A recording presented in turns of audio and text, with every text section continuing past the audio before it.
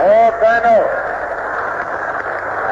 पाकिस्तान हासिल करने के लिए हमने बहुत कुर्बानी की है, मगर हमें पाकिस्तान को कायम रखने के लिए अभी और कुर्बानी करना होगी। मुसलमान मुसीबत में घबराया नहीं करता।